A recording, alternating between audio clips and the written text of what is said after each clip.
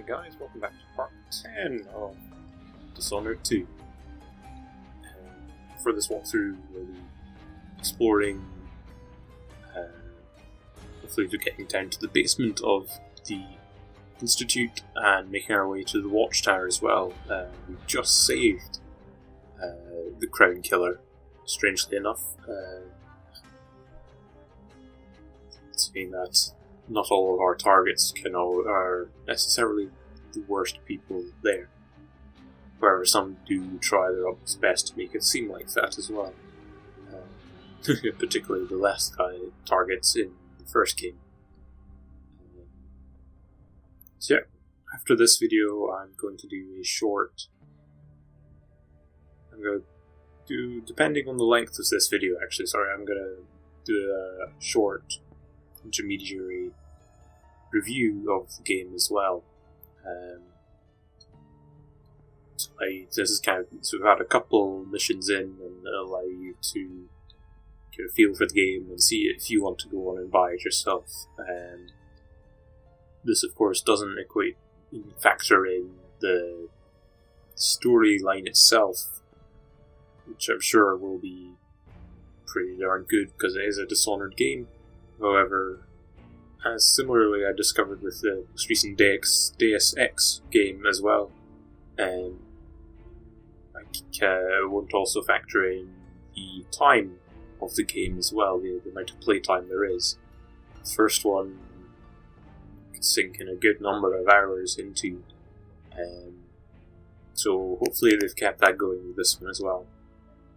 But that being said, without a doubt, let's get going with the finding the basement, hopefully.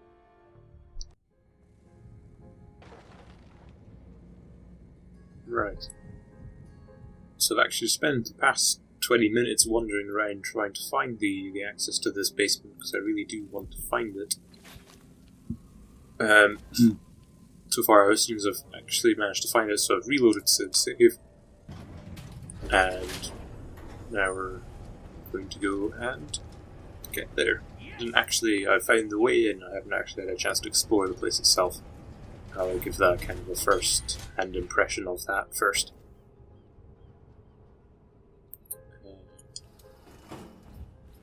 Cool.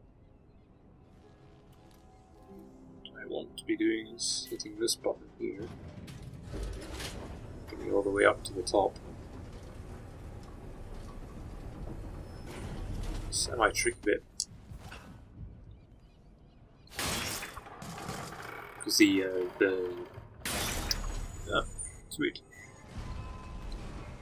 That's the only problem that it does. A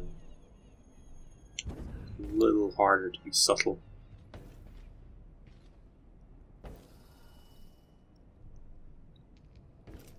So this is probably the slightly more awkward route. No, sure. That's what I wanted. Could I imagine the entire elevator collapsing? Don't think so.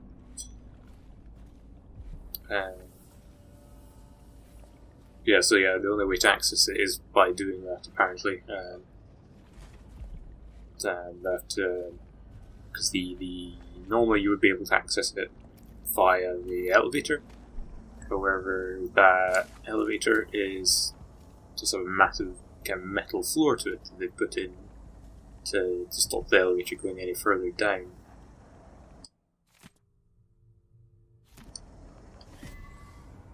Awesome. How the hell do I get out?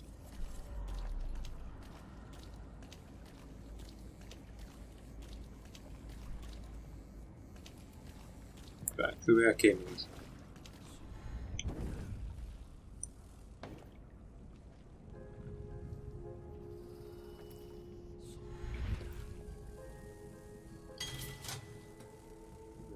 Fingers crossed all the guys have kind of gone back to their original positions. I haven't just randomly wandered around trying to explore the place. Intruder! You hide your face, coward! Shit. Yes, beg for mercy! You won't get away! Come back here! Wait, this isn't... sucking this majorly. Oh, come on. That's just not fair. No use running.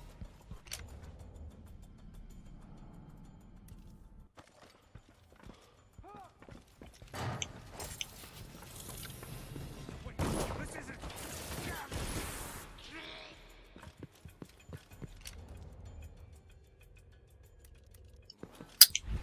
That's not natural. But boy, what the?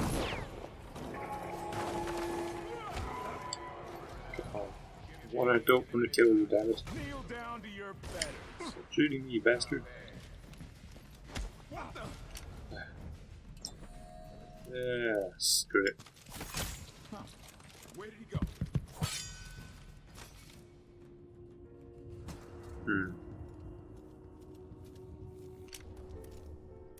I don't like using those just because I don't have very many of them.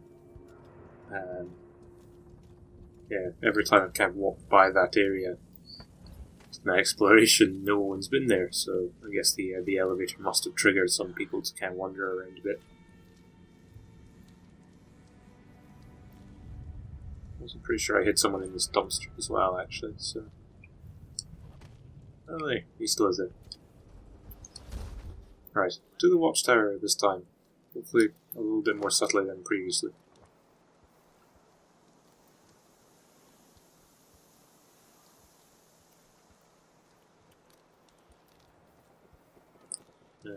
So the aim here now is to take out said watchtower and allow me to get down to the docks and escape via the little skiff.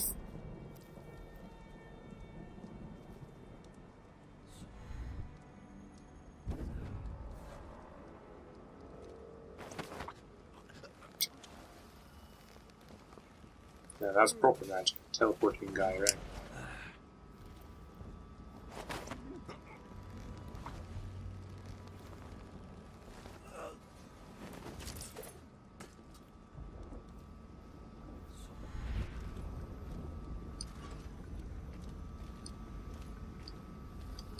Rewire tool, awesome.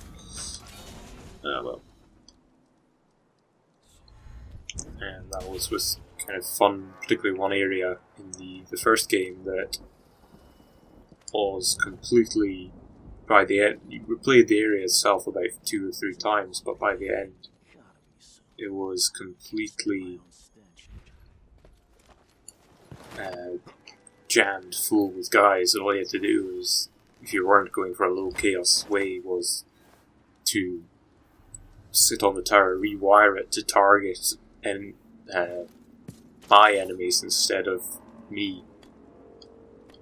And all they did was fire rockets out at everyone pretty darn quickly.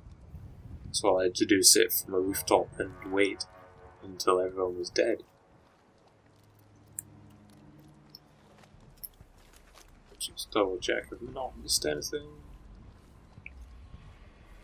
I knew this world 15 years ago.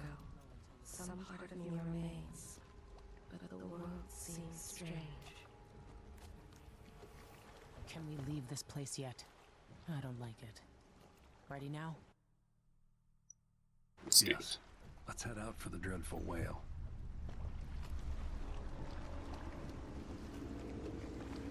What happened? Hypatia was the crown killer. That's impossible. The Duke tricked her into injecting herself with a flawed version of her serum. It changed her, but there was an antidote, so she'll live. If she remembers the murders, she'll have to deal with that. And Sokolov? He's been moved to the house of a man named Kieran Jindosh. The Duke's grand inventor. Supposedly brilliant. Another genius. Just what we needed.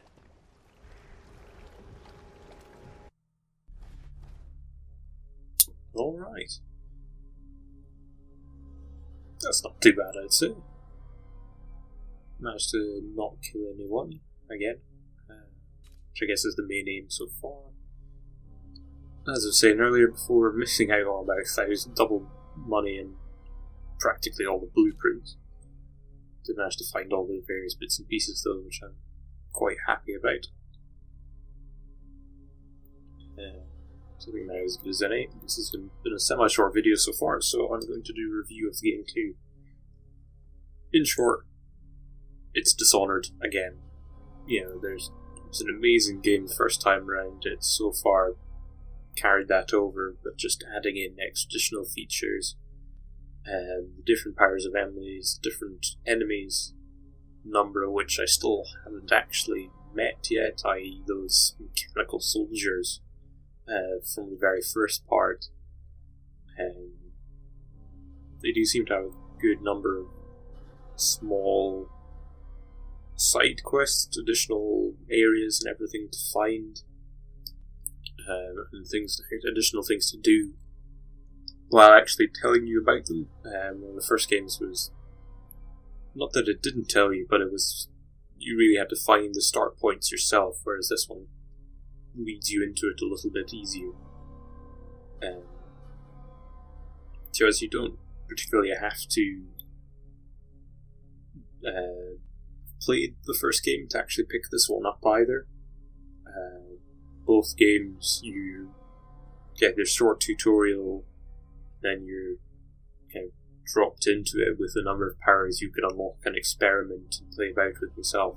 Because that is the whole idea of the Dishonored games, is finding what ways work for you best to complete the missions in whichever way possible you want, from running up and razor trapping the guy in the face to, as we've seen, finding and researching the kind of alternative non-lethal methods to take everyone out.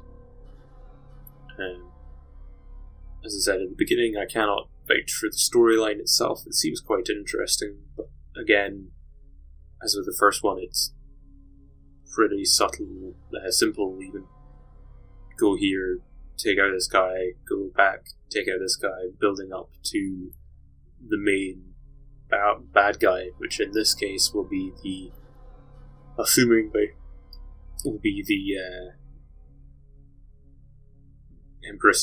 old Empress's sister, and therefore saving